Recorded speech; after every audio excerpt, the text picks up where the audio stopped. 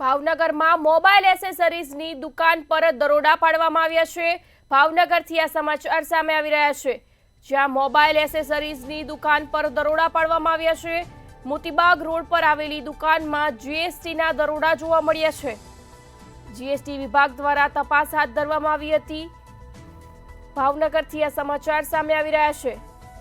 Good luck mobile નામની દુકાનમાં તપાસ ચાલી રહી છે। મોતીબાગ રોડ પર આવેલી એસેસરીઝની આ દુકાન છે।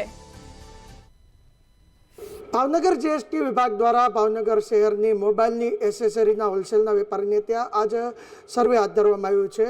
જીએસટી કરચોરીની આશંકાને લઈને અલગ અલગ ટીમ દ્વારા ભાવનગર શહેરના મોતીબાગ તળાવ બિઝનેસ મોતીબાગ તળાવ સેવા બ્લેસિંગ તેમજ કાળાનાળા વિસ્તારની અંદર જે ગુડલક મોબાઈલ એસેસરીની જે દુકાન છે, હોલસેલના વેપારી છે, તેમની દુકાન તેમજ ગોદામની અંદર સર્વે હાથ ધરવામાં આવ્યું છે।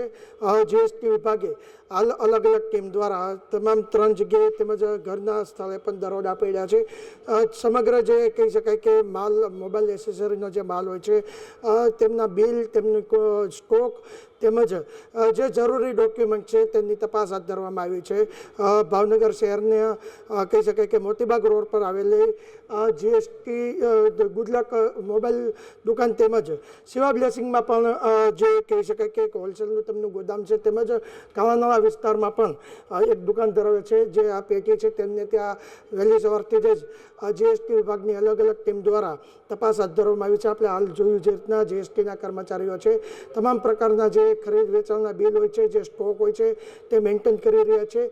હાલ તો જે કહી શકાય કે સર્વે છે તેની કામગીરી શરૂ છે, પરંતુ સર્વે ક્યાં સુધી ચાલશે અને સર્વેના અંતે જીએસટી ચોરી સામે આવે છે તો કેટલાની જીએસટી ચોરી થઈ છે અને શું પ્રોસેસ છે ને શું રેડ દરમિયાન શું કામગીરી હાથ ધરવામાં આવી તે આવનારા સમયમાં માલુમ